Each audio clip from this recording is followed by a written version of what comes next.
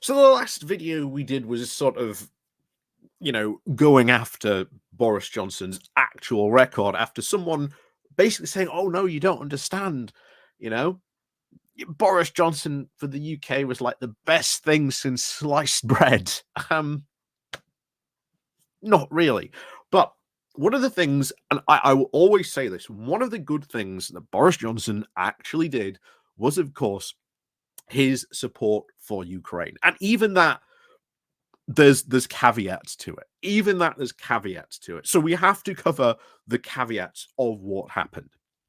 When this war initially broke out, Boris Johnson, from what we know from people that were there at the time, he did not care. He did not care about this.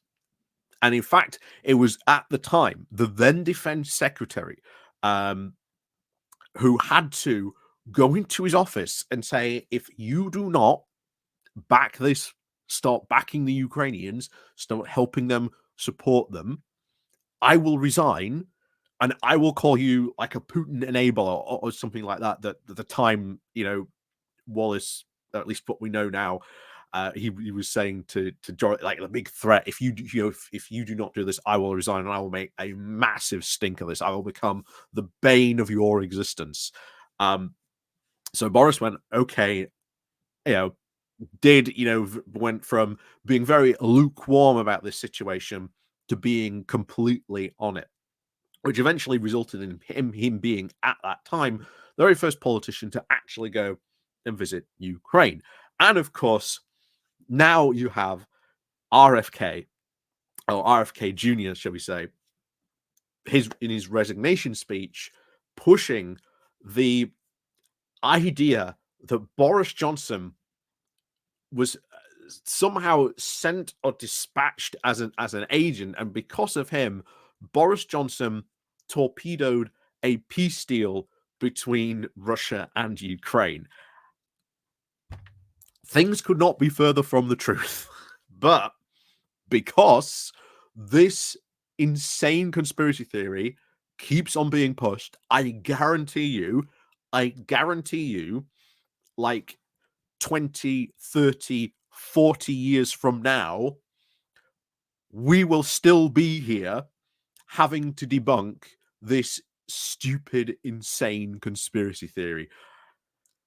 Trust me, you can already see it taking root. You can already see it taking root in the minds of these conspiracy-addled people. But there you go. So before we get more into this, please do remember to click on the links down below, the Patreon page, the Buy Me Coffee link, where you can buy me coffee, the YouTube thank you button, and of course, as always, there's the Pony Club down below as well. You can also click on the like, the share, and of course, leave a comment down below. I'm sure some of you will be very eager to leave a comment about that.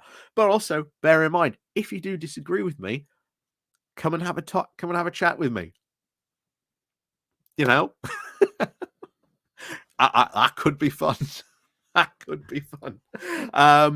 But as always, thank you very much for all the support that you guys do show.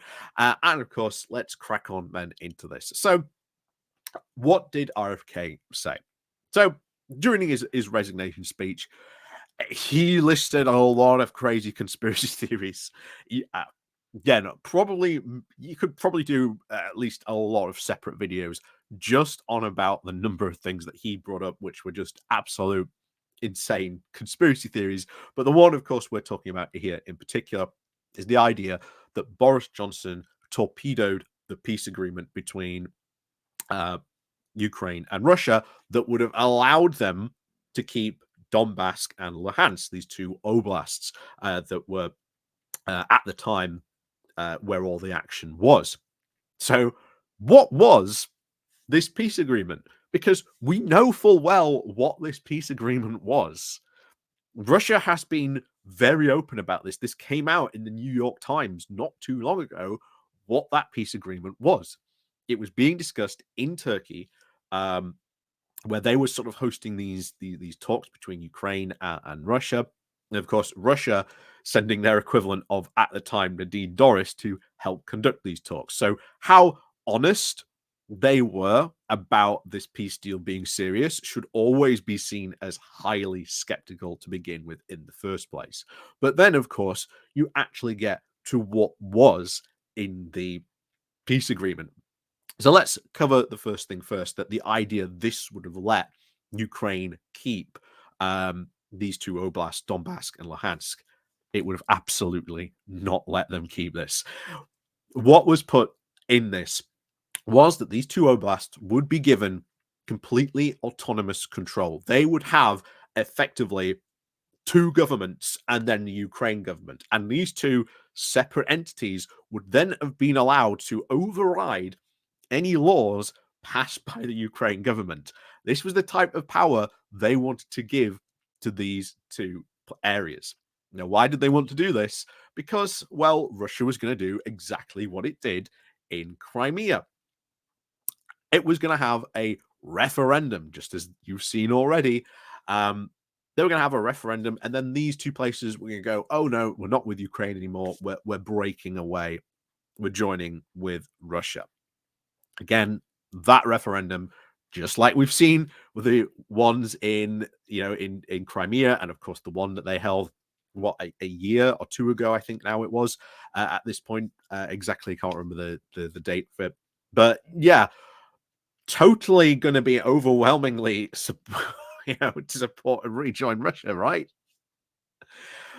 And then, of course, when you really look at the timeline, Boris Johnson wasn't the overriding reason why the Ukrainians decided not to go with this oh so generous peace deal, which, bear in mind, would have cut their army, or at least the size of their army that they are allowed to have, down to something like 60,000 troops, which is not enough to defend against, well, a potential, shall we say, future Russian invasion. Also, stripping them down to something like 12 artillery guns, 6 tanks, 3 jets, and like 12 armored fighting vehicles. This would have left the Ukrainian army basically unable to repel any future Russian advance, and that was the point of that deal that the Russians were trying to push and force at that time, because remember, they had the advantage. However, of course, Boris Johnson in his arrival pretty much do at the same time of what was going on there. You saw the big Ukrainian counterattack. You saw the big traffic jam on the way to Kursk, because onto Kiev, sorry, because they were sort of pushing, or at least using the Western weapons that they had. And of course, the more those weapons were seen to be effective and sort of being used by the Ukrainians, that flood eventually became from a trickle to a flood. We saw them push the Russians back. We then saw the horrors of what happened in Bakhmut. That was really the point which made the Ukrainians, we cannot trust the Russians. And you see, literally a couple of days after that, that is when you see the Ukrainians completely abandoning any idea that a peace deal between Ukraine and Russia can be trusted in any way, shape, or form. And they have said it openly, I don't know how many times, that they cannot trust the Russians with a peace deal. RFK also brings up Minsk 1 and Minsk 2. We don't have time to go into that at the moment, unfortunately. But if you look at the history of who broke who, it was the Russians continually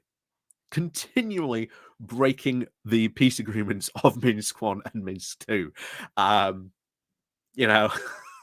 sure RFK would challenge that, but if you actually were to sat down in front of a professional who knows about these things, that would be an interesting conversation to see him get absolutely whipped within a couple of minutes.